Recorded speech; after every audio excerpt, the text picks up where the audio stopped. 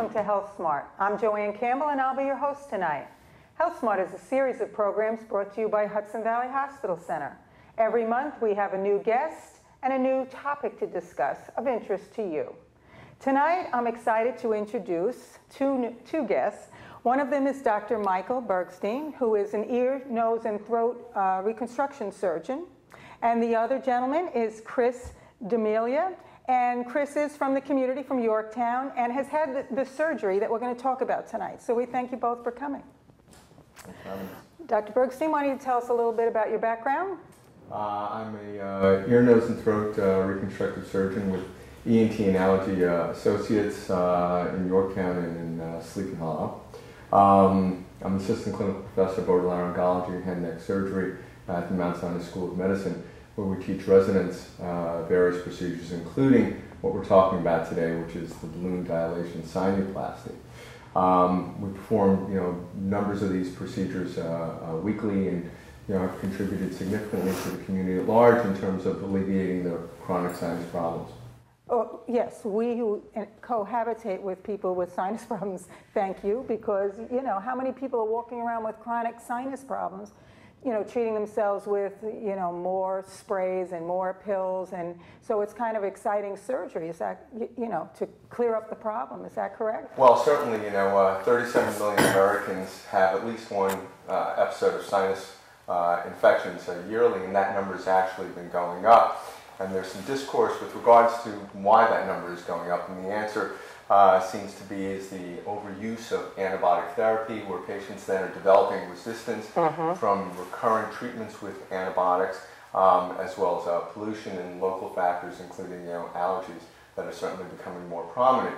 So certainly over the course of the last 20 years that I've been doing this, we've seen a great deal more infections with regards to chronic allergy symptoms, and fortunately we now have a new procedure which is called balloon sinuplasty, which is relatively atraumatic and is made for significant improvements in terms of patients' recovery and getting back to work. Okay, so Chris, we're talking about someone with a chronic infection in their sinus areas, and every once in a while they go on antibiotic therapy and suppress what's going on.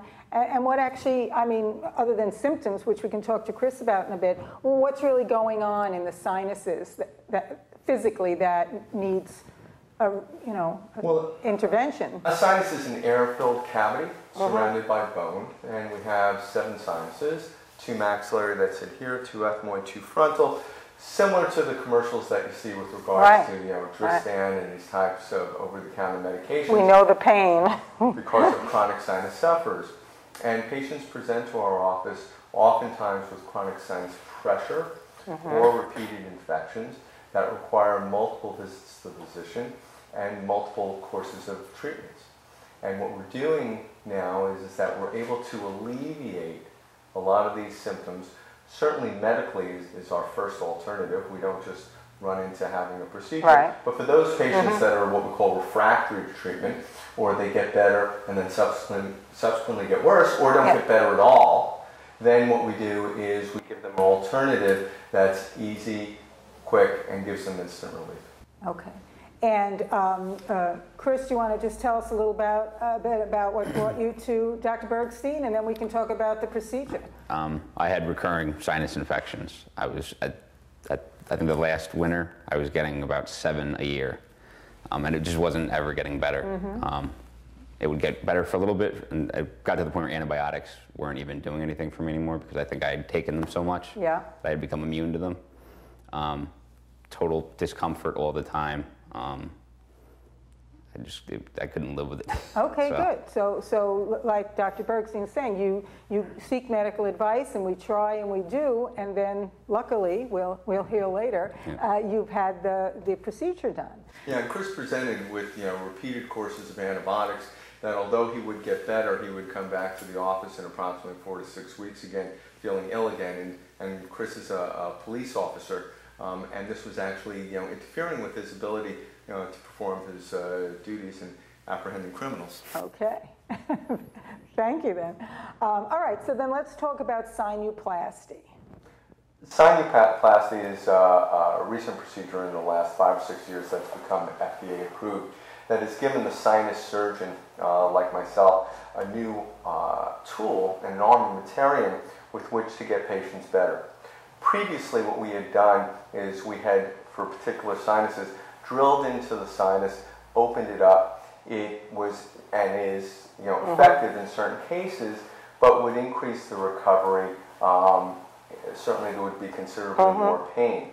What this is this is a procedure where we open up the sinus and allow for aeration. Now, this is a sinus, and again, a sinus is like an air-filled cavity surrounded by bone.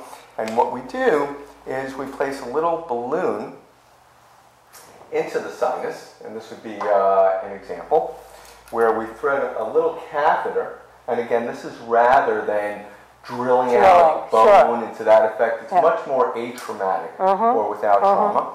And we simply pass a little wire into the sinus, and this goes right up into these millimeter openings that are in the sinus. And as I said, previously we would have to drill out the bone, okay? And now all we do is we atraumatically pass a little wire into the sinus that was previously not accessible this way. And then subsequent to that, we then take this little catheter and pass it in and expand the balloon. And this would be typically what this would look like. The balloon, say goodbye, is approximately 2 millimeters thick. And when we expand the balloon, what it does is it creates openings into the sinus that were previously obstructed. So we create these very, very tiny microfractures which open up the sinus. So what's happening is we take this balloon and we thread it into the sinus. Now, the opening into the sinus is millimeters, the size of a pinhead. And it's obstructed and it's blocked. And on the other side of that is the sinus. And like when you land in a plane, you get pressure in your ears. Well, some patients can get that in their sinus as well. And there's no way of opening that sinus to release the pressure. So what we do is we pass this tiny balloon into the sinus, and we then expand it. So this is like we do with stents and catheterizations of the heart that we're more familiar with? That's exactly right. This is like doing what we call an angioplasty of the sinus. The arteries to the heart are blocked up with debris. The sinuses entranceways are blocked up with Makes debris. Sense. And we expand it to approximately that much. And that's all it takes. And then we release the balloon, and the balloon does not stay in there. We remove the balloon immediately. And as I said, it creates these microfractures. And studies have been done now over the course of the past 10 years that we've been doing this. One of the questions was, so does the sinus stay open? And the answer is yes. You can follow these patients out now for 10 years, and we found that a significant number of these patients, their sinuses remain patent and they are disease-free. It's also been important for revision surgery. Patients who've had previous sinus surgery and now they've had scarring where the sinuses are blocked up once again. And the new revelation is that we now can perform, in some cases, this procedure in the office, where we dilate the sinus right in the office. One last thing in terms of the safety profile of this procedure. We've done now over 50,000 cases, in the United States, not me personally, but we've done about 50,000 cases in the United States and have yet been without an isolated incident of any significant complications. The sinus surgeries in the right hands have a low rate of complications. With this procedure, we can almost say virtually there's been no rate of complications. Great. So again, there's a space that should be air, in and out, nice clean air. It's chronic, like you, Chris, chronically infected, and then this can go into that little teeny obstructed area and kind of open it up to allow natural healing at that point. Exactly right. Once this millimeter entranceway into the sinus becomes blocked from a cold, from allergies, whatever it is, on the other side of the sinus is pressure. That lack of oxygen is what predisposes to infection. Okay. The bacteria like that. Sure. So once you open up that sinus, now you're able to get oxygen and air into it. And this free flow of oxygen is what prevents the infections from occurring. Okay. And is it typically the sinuses up this way, or you mentioned different sinus spots? Do you open different pathways depending on where that chronic infection is, or is it generally? There are 4 sets of sinuses. Yeah. This particular surgery is, or this particular procedure, is perfect for 3 of those sinuses. Okay. So these would be the maxillary sinuses, which sit over here, where we thread the balloon. The frontal sinuses, particularly, which have been very hard to get into, and you can see that this sinus is extremely small, and we were able to thread the catheter again without drilling bone. And there's one that sits in the middle of the head. Okay, great. Chris, post-op. You're here to let us know. How did it do for you? I haven't had a sinus infection yet. I didn't have, for the first time since I was probably 9 years old, I didn't have springtime pollen allergies this year without even taking allergy medicine this spring. Okay, I had no, awesome. because I guess didn't Talk get about, stuck up in there anymore, so I... Great, so quality of life. You don't have to constantly think about, oh my God, here come the spring allergies, or, I've always had, in fact, I'll just give you a little wisdom here. You said yet, don't say yet, maybe never. Yeah. So that's great, that's great news. I understand you have a little video to help us, again, take a look at this intriguing procedure. Would you like to cut to that? Absolutely. I think what this will do is it'll illustrate exactly what we're doing in the operating room for the viewers at home. So here you see the sinuses. They're outlined in this illustration. There are 4 sets. 2 maxillary under the eyes, the frontals over the eyes, and the ethmoids. And now we're showing is the catheter that is placed adjacent to the sinus. And you see the frontal sinus superiorly, and it's filled with debris. We pass the wire through this 2 millimeter opening, and then we expand the opening with the balloon. And these create these microfractures, and then that allows the infection to immediately drain out. So one can see right there in the operating room the improvement. Right. Sometimes what we'll do then is we'll rinse the sinus or wash the sinus, and you can see us doing that, where previously we were unable to do that. And again, this is extremely atraumatic. Without trauma, very little bleeding, if any, during the procedure itself. And now you see that the sinus is open, and it's aerated, and most importantly, it stays open. What's the anesthesia? Well, now we're doing this in the office for those patients who are candidates for that. They just get a little bit of sedation and do quite well. Other patients who have additional what we call disease or infection, those patients generally will put to sleep rather than being awake. From start to finish, the procedure takes, in general, anywhere from 30 to 40 minutes, assuming that there isn't a lot of other extensive disease. And the patient's able to go home the same day.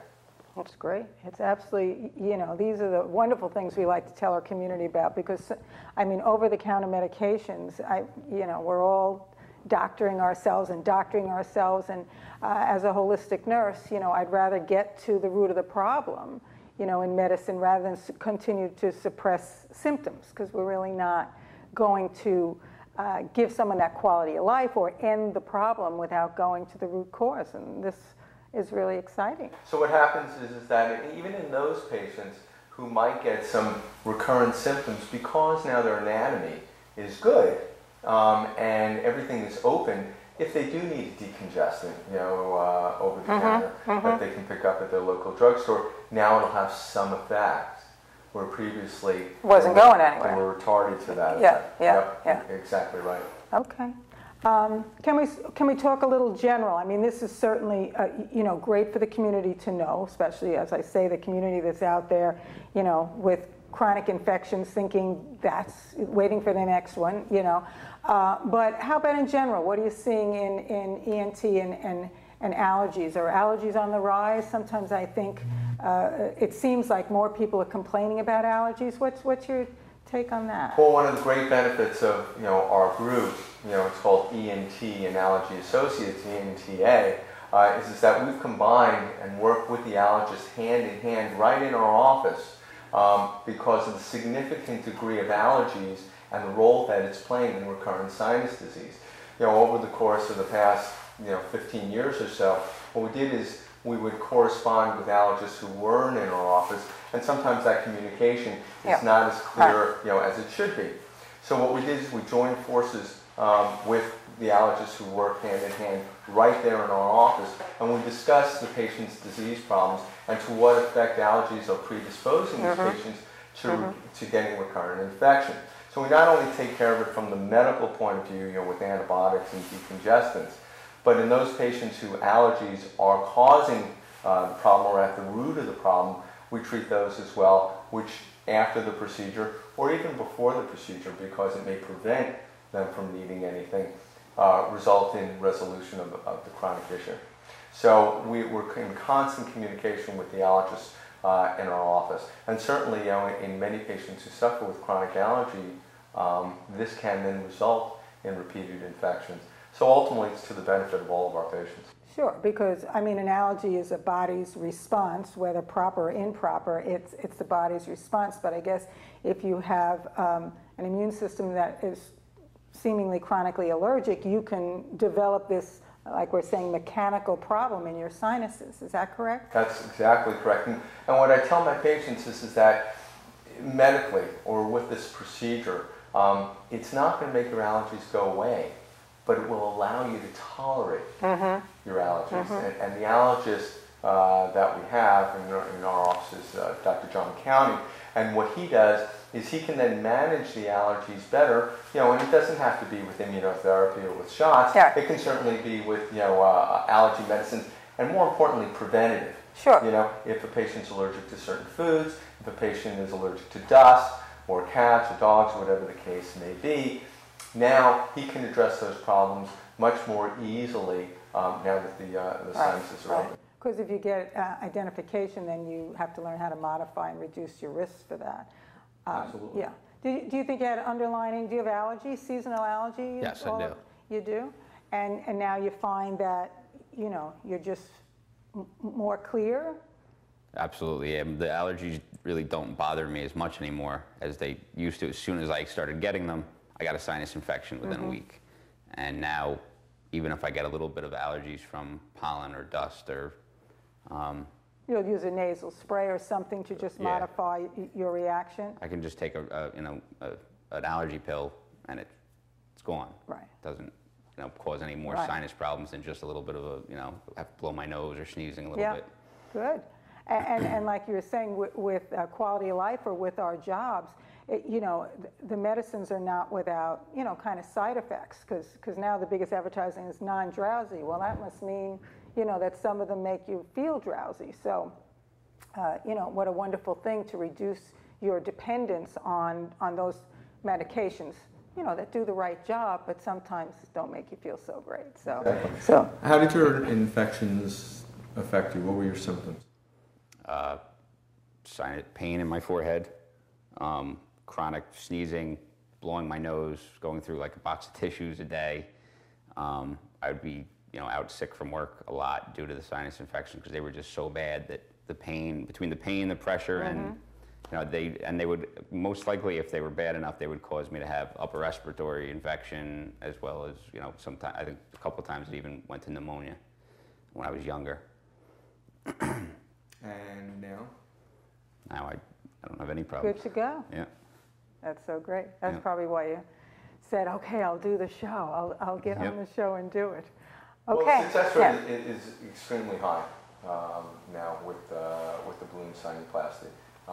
And patients, Chris had very extensive disease. In fact, all of the sinuses were significantly infected. But for those patients who have significantly less disease, they can be back at work, in a matter of a day or two if they have certain isolated sinuses that are infected. And some of my colleagues, have had patients back to work the same day if we were able to perform it in the office. So it's revolutionary. It's wonderful news because, again, I say, how many people develop then snoring problems or, like you said, chronically on antibiotics. We know in medicine that if you get an infection somewhere else, a life-threatening infection, you've been on these antibiotics and so on and so forth. So it is revolutionary because you're fixing the problem. So I think it's really great news. Now, as far as cold and flu season, does someone with chronic backup, are they going to develop more symptoms this time of year?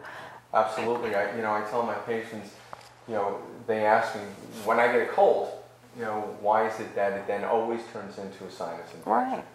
And the reason is that your sinus, your baseline, is poor. Where you start out in terms of how your sinuses on a day-to-day basis is not very good because those openings are so narrow. Now on top of that, you get a little cold that causes you to get obstructed, and that baseline that you started out with is already 50% obstructed. Now it only takes another 50% and you're completely blocked. And again, once that sinus, that entranceway to the sinus is completely blocked, that will take you from a viral infection, which is what most colds are, right? Where you're just draining and that kind of thing, to obstruction of the sinus, and that obstruction then leads to a bacterial infection. And that is what causes us to require repeated courses of antibiotic therapy. So whereas a cold, patients come in daily, with symptoms of a cold, we don't treat with antibiotics. They then will show up 10 days later because that cold's caused the blockage of the sinus and now require some antibiotics. And that's a very significant problem, nationally, with the amount of antibiotics that we've given and the repeated infections that require to be treated, and then the degree of resistance that has resulted. Sure. Which means that when we say resistance, what we're talking about is that patients treated with repeated course antibiotics, and each successive course, you need a stronger antibiotic. Right. And that then doesn't work. And then we need to go a stronger antibiotic because the bugs or bacteria which remain are the hardier bacteria, and the ones that require longer treatment. And it seems silly to treat your lungs, your bones, your blood system with these powerful medicines, which can cause significant side effects as well, to treat a local problem. Right. And that's what we're trying to do now. Right. Because if you can keep those sinuses the way they're supposed to be, filled with air, not with, what's the vernacular for stuff that shouldn't be there? Junk? Okay, we'll use junk. And so many people are walking around accepting the fact that this happens for them, this is part of who they are, when in essence, it's pretty easy to change the course of your quality of life by getting a procedure like this. Yeah, what also happens is that because this is so insidious, patients learn to tolerate more and more. So if you get a little bit worse every day, you don't really realize. It's like watching grass grow. You don't realize that you've gotten worse and worse and worse. And it becomes a part of who you are.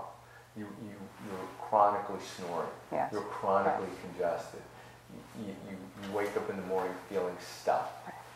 This is just who I am. Exactly. And it becomes a part of you. Exactly. And although you feel that way, your children, your wife may notice that you're just chronically blocked up. You may not be in a good mood. You haven't gotten a good night's sleep necessarily.